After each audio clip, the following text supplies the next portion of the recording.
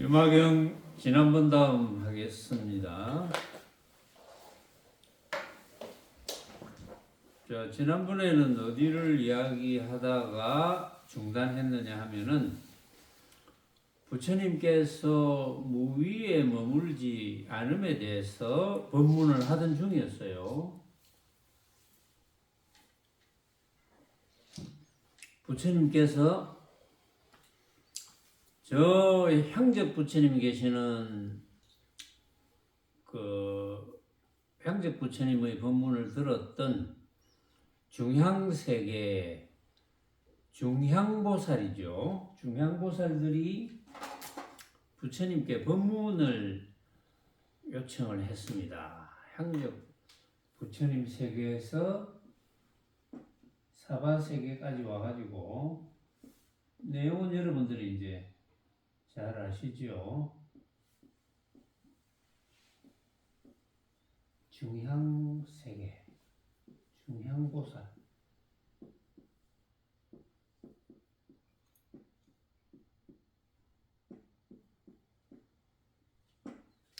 중향보살들이 유마거사가 보낸 화보살을 따라서 이 사바세계에 왔죠. 와가지고 부처님께 법문을 이제 요청을 합니다. 그러니까 부처님께서는 해탈 법문을 이제 해줘야 되겠다 하고, 핵심은 해탈 법문이죠. 해탈만 되면 되는 거죠. 여러분들이 해탈.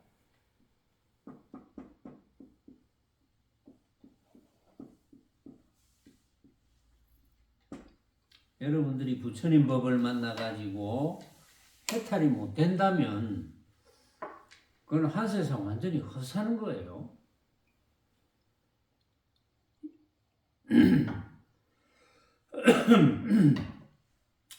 제가 여러분들에게 해드리는 내용을 이해를 잘 못하는 분도 계시고, 물론 여기 앉아 계시는 분들은 뭐 다 이해를 하겠죠. 근데 지금은 이제 또 유튜브 법문을 듣는 분들이 많으니까 가능하면 여러분들처럼 이제 법당에 나와가지고 법문을 듣는 게 제일 좋아요. 또 어떤 분은 모르겠어요. 혹시 이제 유튜브 법문을 듣는 분 중에 혹시 뭐 법당에 가면 또 돈을 내고 들어야 되는 거 아닌가? 뭐 이렇게 걱정하는 분도 있을 수가 있죠. 그냥 오시면 됩니다. 여기는 대한민국 부산 광안 사동입니다. 부산 광안 사동. 대한민국 광안 1동이가 여기가 광안 1동이구나. 예. 뭐 1동이나 4동이나 별 차이는 없어요. 예. 제가 사는 집이 광안 사동이거든요. 그래서 여기도 광안 사동인 줄 알았는데 제가 광안 사동 이러니까 갑자기 뒤에서 막 손가락을 하나 쳐들고 무슨 말씀입니까? 1동인데 1동이란 뜻이군요. 이게 광안 1동. 뭐 광안리 하면은 전국에 우리나라 사람들 중에 광안리를 모르는 분은 그렇게 많지는 않을 거예요. 20세 이상 중에 80세 미만, 80세 이상은 또 잘 모르겠어요. 잘 모르겠는데 20세 이상 80세 미만 중에는 이 광안리를 모르는 분이 안 계실 거거든요. 여러분들이 아마 유튜브 법문 듣는 분들이 뭐 여러 가지 생각이 있겠죠. 유튜브 법문 듣는 이유가 있을 거예요. 유튜브 법문을 들으면서 이렇게 들으면 되는데 뭐 귀찮게 또 광안리까지 가느냐, 또 거기 가면 입장료를 받는 거 아니냐, 혹시 이제 그런 건 없습니다. 다 공짜입니다. 그냥 와서 들으시면 되고. 그런데 이제 제가 보는 견해는 유튜브 본문 듣고 잘 이해하는 것도 좋아요. 근데 어떤 분은 우리 선언에 오랫동안 다닌 분 중에 한 분은 어떤 분은 오늘은 뭐 안 오시고 잘 안 오세요. 그런데 이제 거의 1년에 뭐 한두 번 볼까 말까입니다. 그런 분도 이전에는 매주 왔거든요. 매주 와서 본문을 들은 분인데 또 그런 분은 직접 이야기를 하더라고요. 저보고 유튜브 본문을 들으면 이상하게 한쪽 귀로 듣고 한쪽 귀로 흘려집니다. 이런 이야기를 해요. 그러면 당연히 와서 들어야죠. 그러면 와서 들으면 안 그렇다 이 말이거든요. 그런데 거기에는 중요한 포인트가 있어요. 부처님 법문을 이해하거나 알아듣거나 깨닫거나 하는 데는 전제 조건이 하나 있습니다. 반드시 수반되어져야 하는 전제 조건이 있어요. 그 조건이 뭐냐면은 아시겠죠? 여기 계시는 여러분들은 뭐가 전제 조건이 되어야 되는지 간절심입니다. 물론 다른 것도 우리가 배우려면 막 예살이 있어야 되잖아요. 예살도 있고 간절심도 있고 지금 우리나라를 위해서 지금 동계올림픽을 개최한 곳에 가서 이제 거기 참여해서 경기하는 선수들도 있고 응원하는 분들도 있고 또 중계하는 분들도 있고 또 그 화면을 뭐 집에서 우리가 이제 볼 수도 있고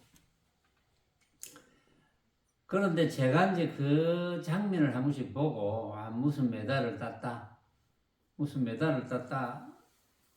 하는 분들을 이렇게 지켜보면 마음가짐이라든지 말씀하시는 거라든지 이런 걸 들어보면 간절심이 대단하구나 그런 걸 느꼈거든요. 간절심입니다. 간절심의 목적이 어디에 있느냐가 중요하거든요. 뭐든지 간절심을 가지지 않고 간절하지 않고 이루어지는 건 없습니다. 뭐든지 다 마찬가지예요. 어떤 분이 우리는 거사풍이니까 지금 가정 살림을 하면서 또는 직업을 가지고 살아가잖아요. 직업을 가지고 살아가면서 부처님의 이제 법문을 깨닫겠다 이런 분들인데 실제로는 이제 가정 살림을 하고 살아가는 분들은 또 세속연을 다 끊고 모습적인 출가를 해서 수행을 지어가는 분들하고 물론 조건이 좀 달라요. 다르지만 그런 외적인 조건보다는 심적인 조건, 간절심이 제일 중요합니다. 그래서 사실은 어느 정도 간절해야 되느냐 하면 내가 부처님 법문을 깨닫기 위해서 내 목숨을 바치겠다 이 정도로 간절해야 돼요. 그 정도 간절하지 않고 그냥 한번 들어볼까? 한번 들어볼까? 그 정도 가지고는 부처님의 법문을 알아들을 수가 없습니다. 알아듣기 힘들어요. 간절하지 않으면 안 돼요. 간절하면 저절로 집중력이 생겨요. 참 묘하죠? 그러면 왜 간절한 사람이 있고 간절하지 않은 사람이 있느냐? 이유가 뭐냐? 자, 간절한 사람과 간절하지 않은 사람의 차이가 어디 있는 줄 압니까? 근기의 차이입니다. 간절하지 않은 사람은 근기가 약해요. 간절하지 않은 사람은 아무리 최상승 법문을 오래 들어도 못 알아듣습니다.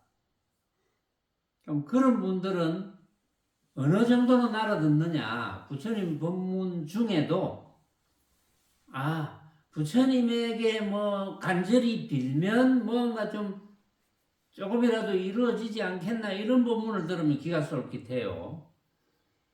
그런데 실제로 부처님 법문 중에 초기 경전 200권을 다 읽어봐도 마찬가지입니다. 부처님 경전 중에 그런 말은 한마디도 없습니다. 그런데 우리나라 불교가 뭔가 많이 좀 잘못됐죠. 잘못된 불교가 많이 있어요. 부처님 가르침이 잘못된 게 있어요. 가장 크게 잘못된 것은 복 비는 불교, 모습적인 복을 비는 불교, 뭐, 뭐 취직하게 해달라는 둥, 돈 많이 벌게 해달라는 둥, 건강하게 해달라는 둥, 자식 뭐 좋은 학교 갔으면 좋겠다라고 빈다는 둥, 이런 어떤 복비는 불교. 복비는 불교는 이제 그런 불교가 생겨난 유래는 있겠지만 지금도 동남아는 대부분이 복비는 불교입니다.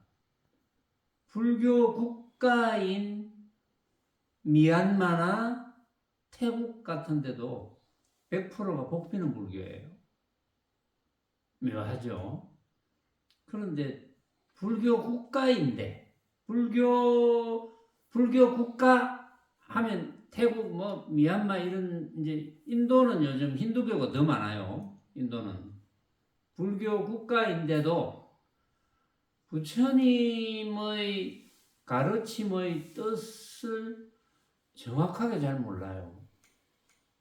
이게 안타까운 일이죠. 왜 그렇게 됐는지는 아무도 모르지만, 그러나 안다는 말로 하자면 인연이 그렇게 된 거예요. 응? 시절 인연이 그렇게 된 거예요. 참 묘하죠. 어쨌든 부처님의 가르침, 불교잖아요. 부처님의 가르침. 불교, 부처님의 가르침을 알았다면 정확하게 알아야 돼요. 부처님의 가르침의 가장 큰 핵심은 뭐냐? 가장 큰 핵심은 해탈되어야 됩니다. 그럼 해탈의 반대는 뭡니까? 구속, 속박, 묶여 있는 거거든요. 해탈은 벗어나는 거. 묶여 있느냐, 벗어나느냐. 벗어나야 되거든요. 어디에, 무엇에서 벗어나야 됩니까? 모든 구속에서 벗어나야 됩니다. 모든 구속은 뭡니까? 모든 구속을 한마디로 표현하면 모양입니다. 빛깔로 만들어지는 모양, 소리로 만들어지는 모양, 냄새, 맛, 감촉과 다른 여러 가지 방법, 뭐 사랑한다, 미워한다, 즐겁다, 괴롭다, 그런 거거든요. 그런 데서 벗어나야 돼요. 그럼 그런 데서 벗어나려면 어떻게 해야 됩니까? 그런 것이 내가 묶여 있었던 그런 것이 알고 보니까 진짜가 아니구나. 가짜였구나. 그걸 깨닫는 거예요. 가짜였구나 하고 깨달으면 거기에 묶여 있을 사람이 아무도 없죠. 가짜였구나 하고 깨닫지 못하니까 진짜라고 착각하니까 묶이는 거거든요. 묶이니까 고정이 되죠. 고정이 되니까 남하고 자꾸 비교해요. 이제 우리는 거사풍이니까 가정 살림을 한다고 제가 이야기를 했지만 주변에 막 집안 식구들도 있고 뭐 친지, 친척, 친구, 동료 이제 이런 분들이 다 있거든요. 최근에 이제 제가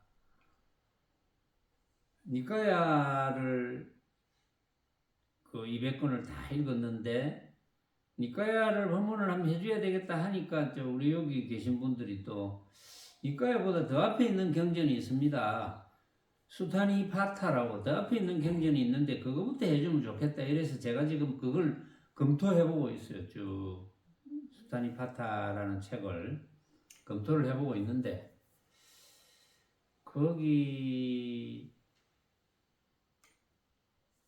여러 문장들이 있는데 이제 시처럼 이렇게 되어 있는데 문장들이 있는데 그 중에 우리 이제 거사풍들에게 뜨끔할 만한 그런 기절을 최근에 한두 기절을 제가 찾았어요. 그 중에 이런 기절이 있더라고요. 모임을 만들어서 교제하지 마라. 모임을 만들어서 교제하지 마라. 그게 무슨 뜻이겠습니까? 왜 모임에 들어가서 교제를 할까요? 이유가 뭘까요? 이유는 하나밖에 없어요. 심심해서. 혼자 있으면 심심하다 이거예요. 그러니까 모임에 가서 부처님의 가르침을 가르쳐주는 모임이 아닌 모임, 일반적인 모임이거든요. 오락을 하거나 뭘 하거나 간에 일반적인 모임에 가서 교제하지 마라. 그런 거 하면 해탈이 못 된다는 거야. 무조건. 그 무소위 뿔경 거기서 본 것 같아요, 제가. 무소위 뿔경, 무소위 불처럼 혼자서 가라고 다 되어 있어요, 번역이. 무소위 불처럼 혼자서 가라, 무소위 불처럼 혼자서 가라 이렇게 되어 있는데 저는 그걸 보는 순간에 이게 사실은 부처님의 법을 깨달으면 누구나 그런 말 안 해도 누구나 혼자가 가야 된다. 혼자 가야 된다. 혼자 갈 수밖에 없다는 걸 깨닫게 됩니다. 여러분들도 이제 들으면 금방 그 이치를 알 거예요. 무소의 뿔처럼 혼자서 가라가 아니고 우리는 부처님의 해탈 법문, 중도 법문을 깨달으면 누구나 무소의 뿔처럼 혼자서 간다는 것을 알게 됩니다. 이게 중요한 거거든요. 누구나 무소의 뿔처럼 혼자서 가지 마라 해도 혼자서 가게 되어 있는 거예요. 왜냐하면 생각이 각자가 다 다르잖아요. 부처님께서 법구경 서문에 그런 이야기를 적어놨다고 제가 한번 소개를 해드렸는데 부처님께서 법구경 그 서문에 보면은 모든 것은 생각인 것이다. 모든 것은 생각으로 되어 있다. 이는 각자의 생각이다 이런 뜻이거든요. 각자의 생각이 다 달라요. 각자의 생각이 다 다르기 때문에 저는 그것을 법문을 생각으로 만들었다 이렇게 법문했잖아요. 처음에 제가 생각으로 만들었다 이런 법문을 하고 난 뒤에 몇 년 있다가 훨씬 뒤에 부처님께서 모든 것은 생각인 것이다. 생각으로 되어 있다. 이 기절을 제가 만났던 거죠. 말하자면.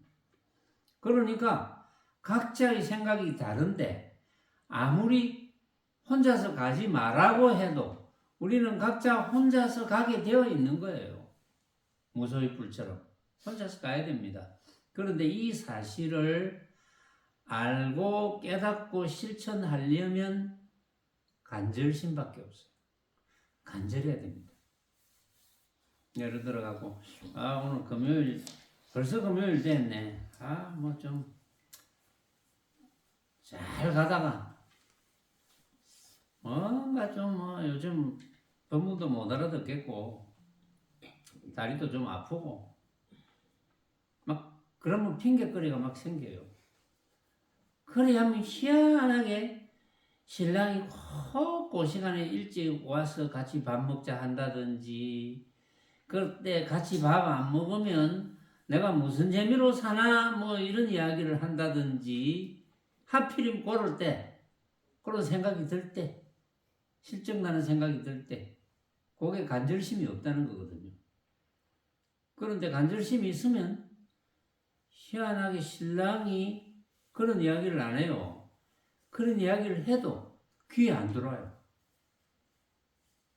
희한하죠. 보면 그런 일을 여러분들이 아마 경험할 겁니다. 그런 일을 경험할 때 법회에 나는 앞으로는 법회에 절대 안 빠져야지. 어떤 일이 있어도 안 빠질 거야. 하는데 하필이면 몇 년 만에 전화를 통한 친구가 지금 부산 왔는데 내 지금 저녁 먹고 곧 또 올라가야 돼 서울로. 이런 전화가 와요. 하필이면. 참 묘하죠. 제법 간절심이 없었을 거예요. 간절심이 있으면 그런 일이 안 일어납니다. 아예 그런 생각이 안 들어요. 그래서 간절심이 없으면 절대 해탈할 수 없다. 이게 제일 중요해요. 무조건 간절심입니다. 하나도 간절심, 둘도 간절심. 그런데 이제 저한테도 직접 그런 이야기를 하는 분들이 있어요. 분명히 이제는 간절하게 직접 가서 본문을 듣겠습니다. 근데 간절심이 어디 간 곳이 없어요. 근데 뭐 듣든지 말든지 그건 내가 할 바는 아니에요. 그건 본인이 해탈이 되어도 본인이 해탈이 되는 거지.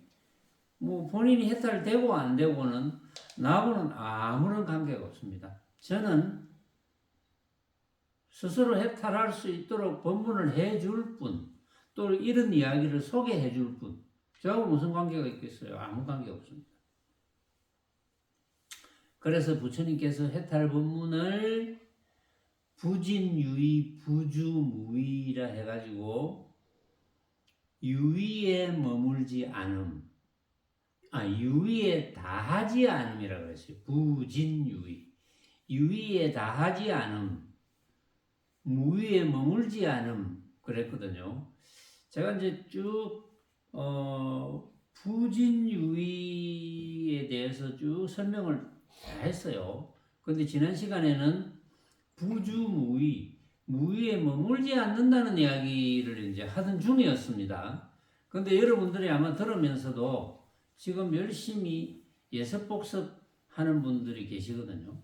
토론하면서 예습복습 하는 분들은 뭐 다 기억을 하고 또 충분히 숙지를 했겠지만 그렇지 않은 분들은 듣고 나면 또 흘려버려요. 이게 뭐가 부진유의고 뭐가 부주무의인지. 부진유의, 유의에 다하지 않는다 이 말은 다할 진짜인데, 유의에 다하지 않는다 이 말은 유의는 모습이잖아요. 모습에 다하지 않는다 이 말은 모습에 엎어지지 않는다 이 말이죠. 모습을 진짜라고 생각하지 않는다. 온갖 모습을 나는 진짜라고 생각하지 않아. 그래서 모습에 물들지 않는다. 모습에 탐착하지 않는다. 모습에서 벗어난다. 왜냐하면 모습은 우리가 각자 다 생각으로 만들잖아요. 각자가 다 생각하는 거니까 생각이 똑같아 하더라도, 생각의 표현이 똑같아 하더라도, 말하자면 예를 들어서 우리가 음식을 먹는데 맛있다 라는 표현이 똑같아도 생각은 다 다르거든요. 생각의 종류가 다르잖아요. 맛있다, 생각의 무게, 생각의 두께, 뭐 이런 게 다 달라요. 전 세계 80억 인구가 같은 음식을 먹고 똑같이 맛있네 했는데 맛있네의 그 생각은 80억까지로 벌어지는 겁니다. 다 80억까지가 다 다른 거예요.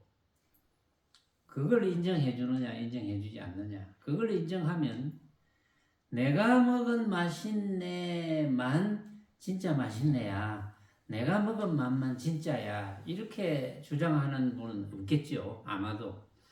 그것이 부진유의입니다. 그게 모습에 엎어지지 않는 거예요. 모습에 엎어지면 안 됩니다. 그런데 지난번에 쭉 이제 설명을 했고, 그 다음에 무의에 머물지 않는다. 무의는 이제 말이 좀 어렵죠. 무의, 함이 없다. 함이 없다는 것은 뭡니까? 함이 없다는 것은 뭔가 걷어잡을 것이 없는 거예요. 뭔가 한정할 것이 없는 거예요. 모양이 전혀 없는 거예요. 모양이. 함이 없다는 것은 모양이 전혀 없는 것. 그러니까 이걸 비유를 좀 해보면, 부진유의는 달마대사께서 인도에서 중국으로 들어올 때 중국의 초조가 되었다고 하죠. 물론 그 이후에 달마, 해가, 승찬, 도신, 홍인, 현흥, 그 이후에 이제 해능 대사 밑에 뭐 또 이렇게 제자들이 두 갈래로 벌어지고 뭐 이런 식으로 벌어지는데 뒤에 이제 학자들이 조사를 해보니까 그 중국의 초조인 달마부터 2, 3, 4, 5 이렇게 내려가는 것도 이것도 중국 사람들이 그냥 약간 조작해서 만든 거다. 그런 게 또 밝혀지고 심지어 그 선문염송에도 등장하는 그 유명한 해가대사 저도 그걸 진짜인 줄 알고 선문염송에 있는 내용을 끌어다가 또 어떤 선사가 이야기한 내용을 끌어다가 해가 스님의 이야기를 했거든요. 달마대사가 사실은 뭐 소림사라는 말도 그건 틀렸다고 하더라고요. 근데 소림사로 그때 알려졌어요. 소림사에 이제 토굴에서 시절 인연이 안 돼서 면벽 뭐 9년인가 뭐 몇 년인가 거기서 홀로 계시다가 어느 날 해가가 와서 달마대사를 이제 찾으러 왔습니다. 왔는데 겨울이었어요. 그런데 이제 달마대사를 찾으러 왔는데 달마대사가 안 나오시는 거예요. 겨울인데 그 대사님 이렇게 스승님 이렇게 이제 불렀겠죠. 안 나오는 거예요. 그런데 눈이 와서 눈이 이제 점점 쌓여갑니다. 그래서 눈이 이렇게 이제 배꼽 위로 이렇게 차오르는데 그때 이제 달마대사가 이제 밖으로 나온 거예요. 나오니까 어떻게 왔느냐? 마음이 불편해서 왔습니다. 제가 옛날에 법문한 내용이에요. 마음이 불편해서 왔습니다. 그래? 이 불편한 마음을 내놔봐라. 이제 요 말 하기 전에 너가 얼마나 간절한지 한번 보자. 이런 이야기를 달마대사께서 실제로 했는지 해가가 달마대사가 그런 이야기를 했다고 착각했는지 그건 잘 모르겠어요. 그런데 예 이러면서 해가가 품속에서 칼을 꺼내가지고 팔을 잘랐다. 왼쪽 팔을 잘랐다. 이런 내용이 나오는 거예요. 선문염송인지 어딘지 제가 이제 봤거든요. 그 정도로 간절했다. 그 정도로 간절했기 때문에 달마대사가 너 불편한 마음을 내봐라. 없습니다. 나는 이미 그대를 제도에 맞췄다. 여기에서 깨달았다. 뭐 이렇게 나와 있어요. 근데 뒤에 이야기를 이제 학자들이 그 역사적인 사실을 조사를 해보니까 이 해가가 자기 팔을 자른 게 아니고 해가가 뭐 달마대사를 만나러 오기 위해서 산을 넘어왔든지 뭐 어디 한적한 곳을 갔든지 이제 했다고 그래요. 달마대사를 만나러 왔는지 안 그러면 다른 볼일 때문에 갔는지 그런데 이제 가던 도중에 산적을 만났다. 산적을 만나가지고 산적이 뭐 너 가지고 있는 거 다 내놔라 이러니까 별게 없었거든요. 그러니까 해가의 팔을 잘랐다. 그런데 이제 산적에게 팔을 잘렸다는 것이 사실로 되어 있습니다. 웃기지 않습니까? 이런 일들이 물론 예를 들어서 달마대사 앞에서 해가가 자기 팔을 직접 잘랐다는 이런 극적인 사실을 만들어가지고 극적인 사실을 만들어서 이렇게 간절했다는 것을 보여주기 위해서 조작을 했는지 그건 좀 불분명하거든요. 근데 이렇게 조작된 이야기도 많고 그 다음에 여러분들이 들은 이야기지만 6조 그 해능대사 6조 단경을 제가 이제 처음부터 끝까지 법문을 했습니다. 유튜브 법문 듣는 분 중에도 아마 그걸 처음부터 끝까지 들으신 분도 있고 또 뭐 조금 듣다가 그만둔 분도 있고 또 여기 계신 여기 여러분들이 6조 단경을 다 들었겠지만 그걸 이제 뭐 좀 기억을 잘 못하는 분도 있고 뭐 약간만 기억하시는 분도 있고. 그런데 육조단경에는 그게 여러 가지 본이 있어요. 여러 가지 본이 있는데 그 중에 가장 마지막에 발견된 본이 둔황석굴. 우리 이제 한문으로는 돈황이라 하는데 중국 발음이 둔황이라 그래요. 둔황석굴에서 발견된 육조단경이 둔황본이다. 그건 우리는 쉽게 그냥 돈황본 이렇게 이야기해요. 이 돈황본이 가장 정확하다. 가장 정확하다고 이제 이렇게 기록도 되어 있고 불교 학자들 또는 선사급 또는 선사라고 자칭하는 분들이 책에 기록을 해놨습니다. 돈황본이 가장 마지막에 발견됐고 가장 정확하다. 근데 그 돈황본에 이제 이런 이야기가 나와요. 다른 본에도 나오지만 현흥이 홍인대사를 만났는데 이제 홍인대사가 몇 번 문답을 했습니다. 응? 너 어떻게 왔노? 이렇게 홍인대사가 물었을 때 저는 부처가 되려고 왔습니다. 어디서 왔노? 저 총구석에서 이제 왔습니다. 이렇게 이야기를 합니다. 너같이 촌놈은 부처가 될 수 없어. 이렇게 이야기합니다. 그건 이제 시험해보는 거죠, 물론. 그러니까 현흥이 그랬죠. 출신의 촌사람, 도시사람은 있겠지만 불성에 촌사람, 도시사람이 어디 있겠습니까? 이렇게 하니까 거기에서 벌써 일반 사람들이 잘 모르는 불성에 대한 부처님의 불성과 중생의 불성은 다르지 않다. 그러니까 부처될 성질 그런 건 다르지 않다는 것을 알고 있는 거예요, 벌써. 그러니까 홍인은 가만 보니까 더 가르칠 게 없거든요, 별로. 그러니까 왜냐하면 그 당시에 있는 모든 제자들은 더 가르쳐야 되는데 계속 조금씩 가르쳐야 되는데 이 현흥은 오자마자 벌써 그 현재 있는 제자들의 수준을 넘어선 거예요. 그러니까 그걸 눈치를 채고는 머리도 안 깎여줍니다. 수계식도 안 해요.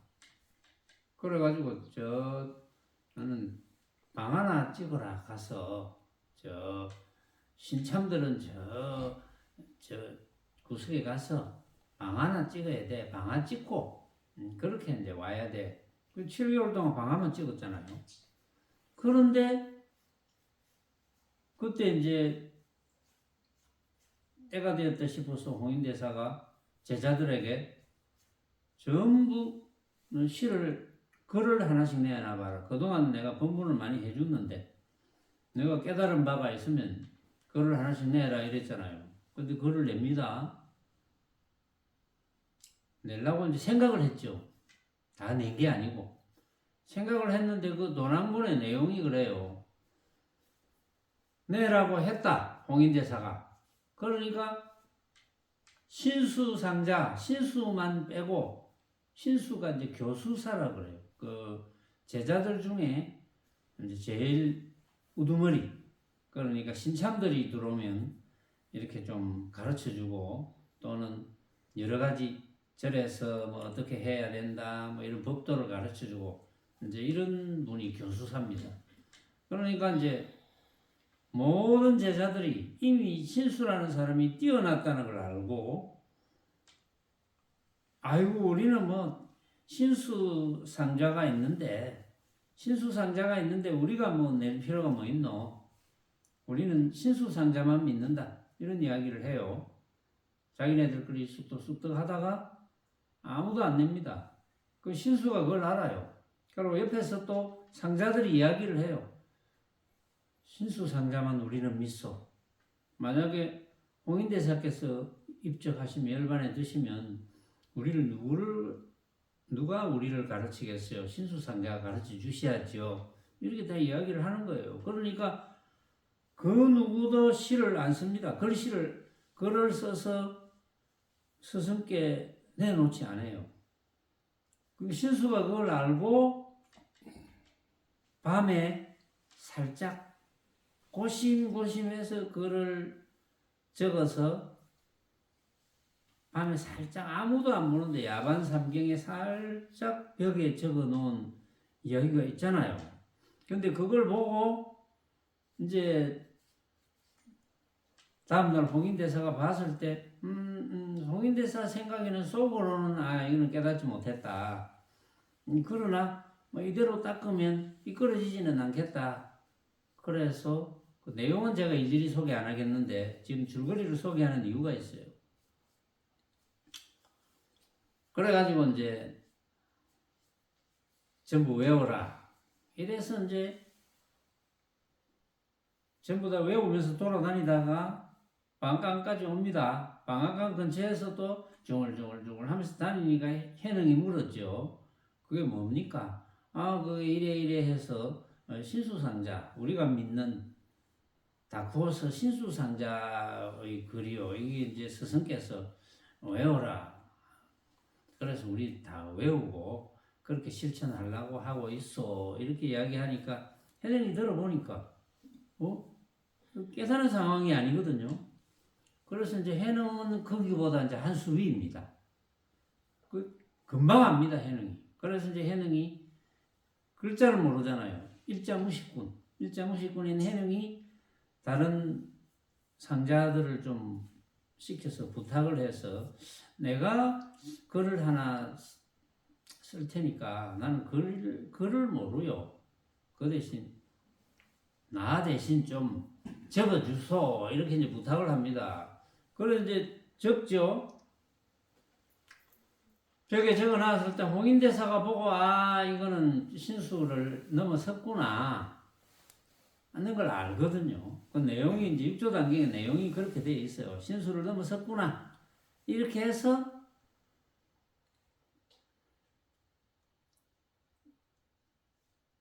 이제 말은 그렇게 해요. 이것도 아직 멀었다. 다 지워라. 그 신수 거하고 다 같이 지워버립니다.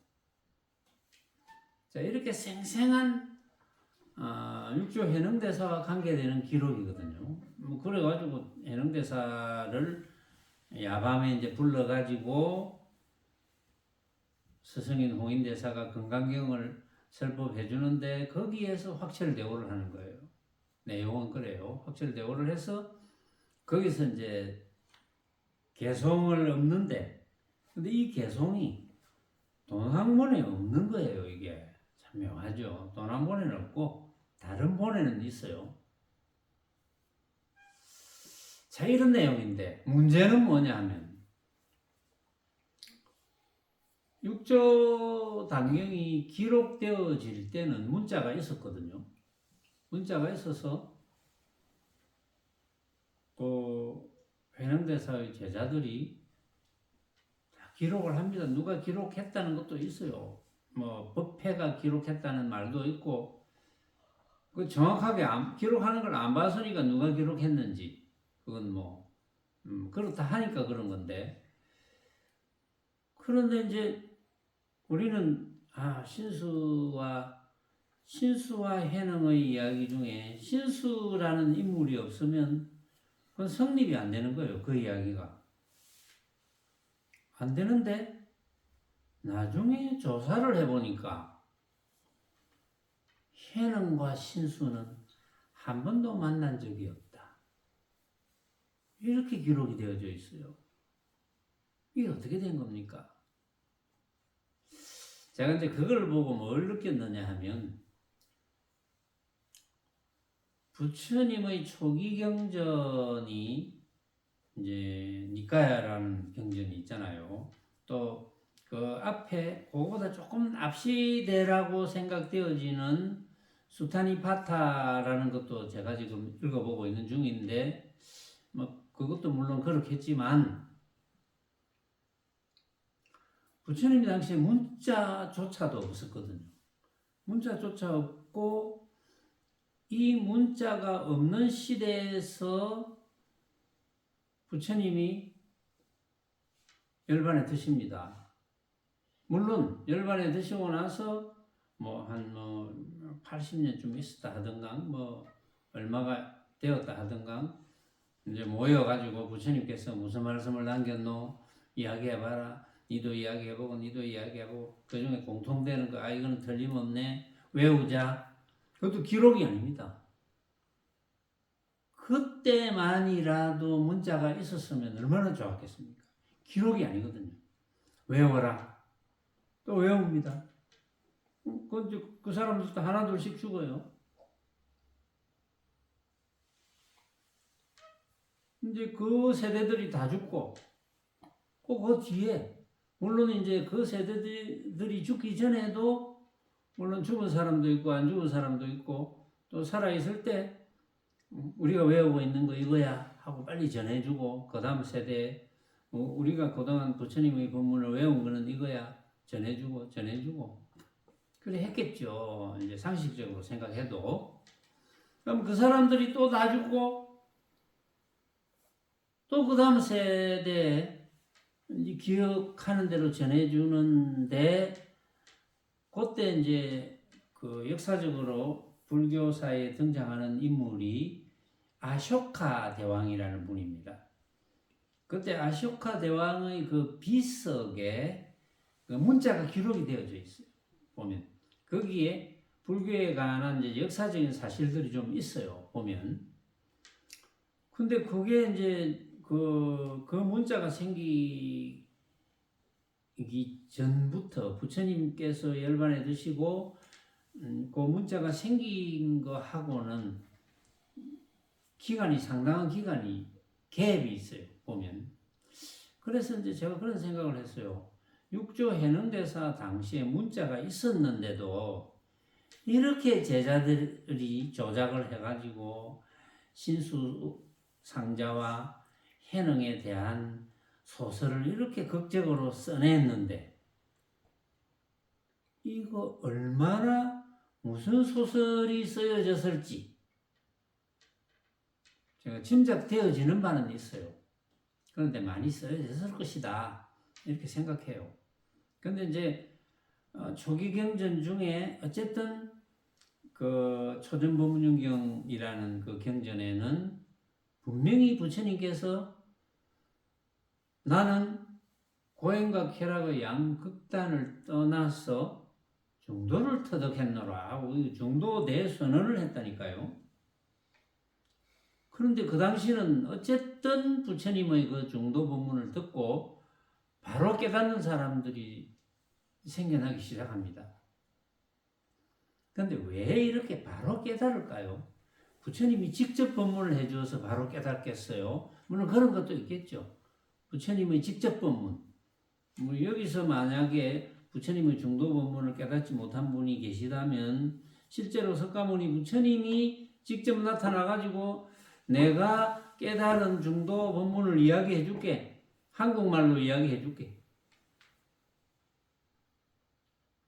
팔리어 말고 산스크리트 그런 거 말고 내가 한국말로 이야기해 줄게. 그러면 다 깨달을까요? 글쎄요. 지원이 그러면 깨닫겠나? 응? 이 석가모니 부처님이 한국말로 직접 나타나가지고 중도 법문을 이야기해주면 니 깨닫겠나? 응? 나타나봐야 알겠지.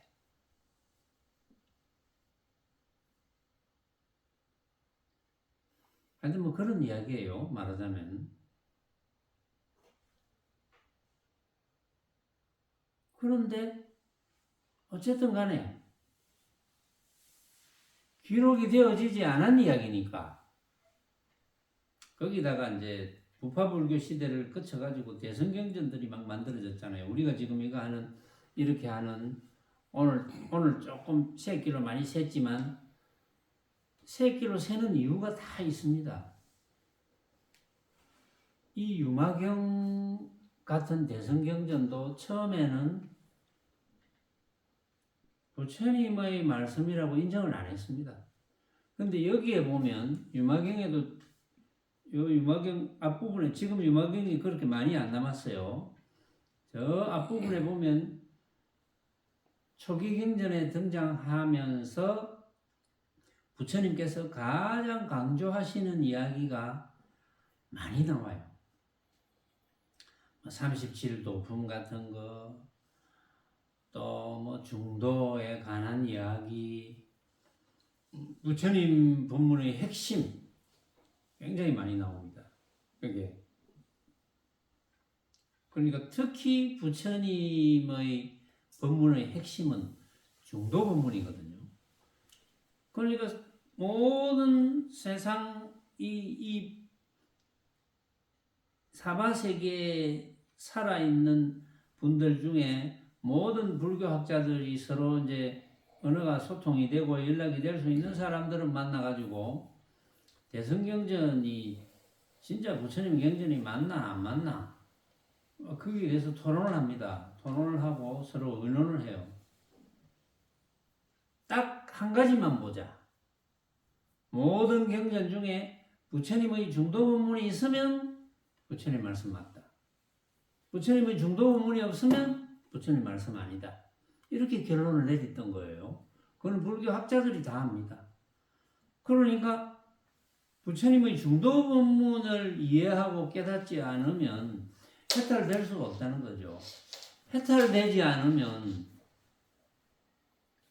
우리 사람 몸을 받아가지고 이 부처님의 해탈 본문을 듣고 중도 본문을 듣고 한 세상 살아온 의미가 없어지는 거예요.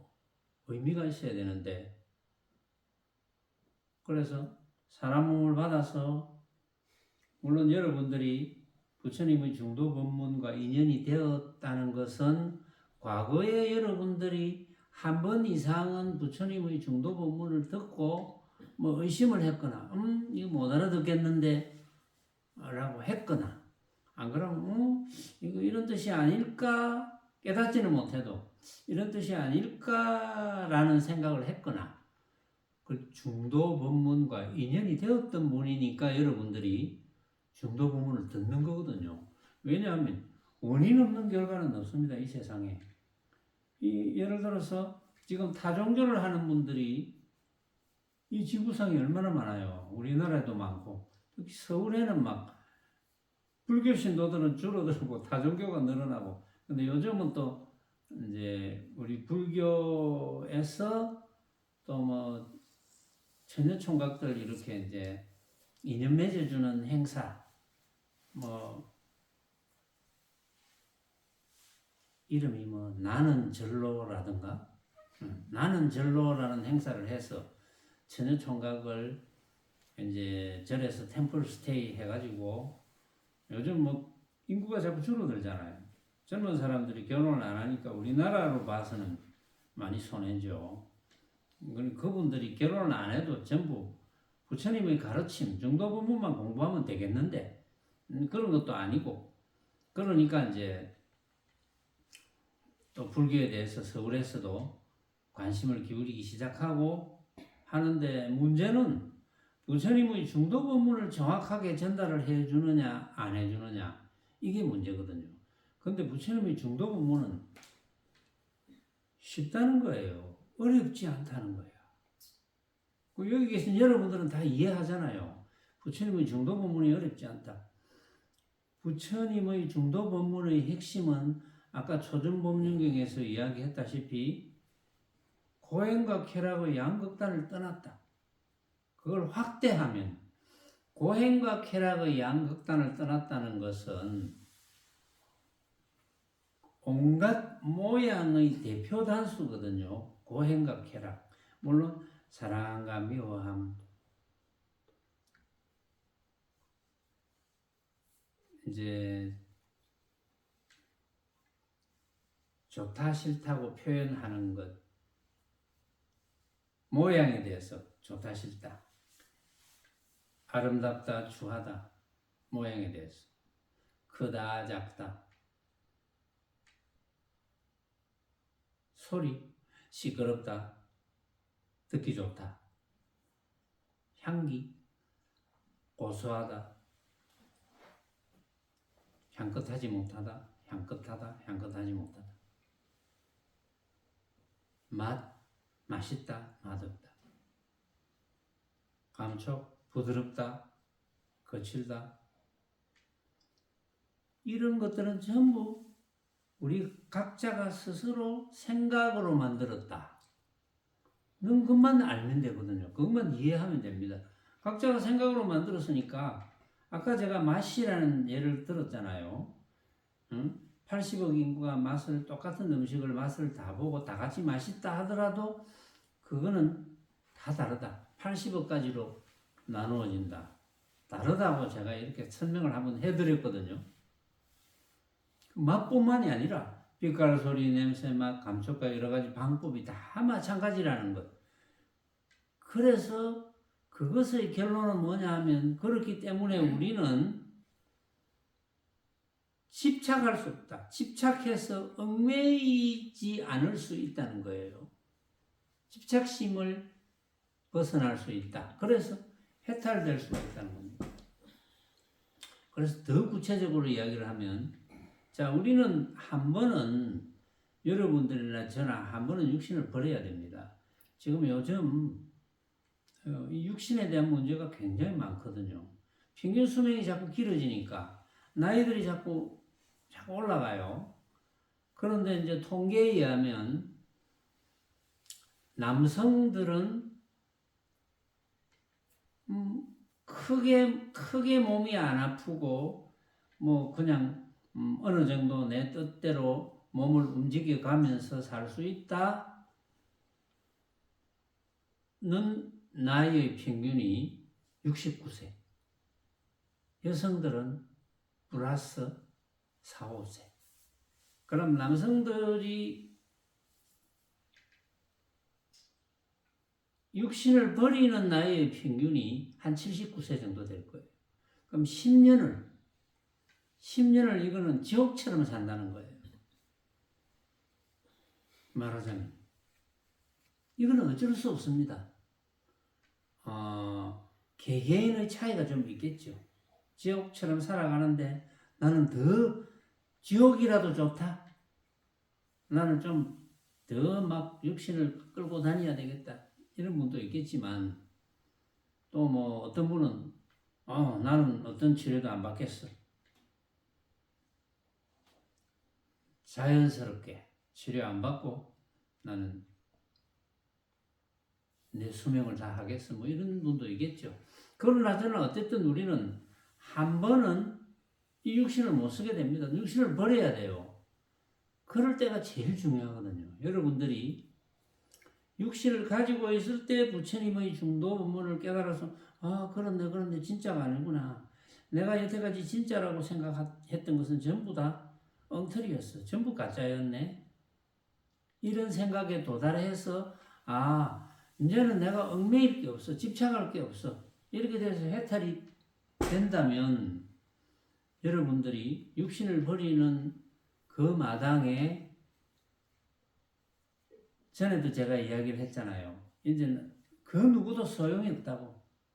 그 누구도 소용없는데 꿈하고 비슷하다고 그랬거든요. 그 누구도 소용없는데 그럴 때 어떤 두려운 환상을 본인이 스스로가 일으키는 거예요. 두려운 환상을. 아이고, 그럼 나는 어떻게 해야 되노? 누가 나를 잡아가나? 저승사자가 오나? 염라대왕이 나타나나? 어떤 귀신이 오나? 혹시 조상신이 모여 사는 데서 뭐 사신이 오나? 별별 생각이 일어날 거거든요. 그럴 때 여러분들이 부처님의 중도본문을 알아듣고 해탈되었다면 그 모든 생각이 안 일어납니다. 그 모든 생각이 이건 나만의 생각이지. 나만의 생각이지. 오로지 내가 그냥 일으키는 생각이지. 그 누구라도 나처럼 이렇게 죽음을 맞이할 텐데 죽음을 맞이하는 장면은 똑같아요. 육신을 버리는 장면은 똑같습니다. 근데 생각이 다 다른 거예요. 생각이 다 다르겠구나. 각자가 환상을 일으키구나. 이렇게 알면은 어떤 생각이 일어나도 집착심이 안 생기죠. 가짜라는 걸 알죠. 그럼 얼마나 자유롭습니까? 해탈이죠. 그 자유니까, 대자유니까 열반이죠.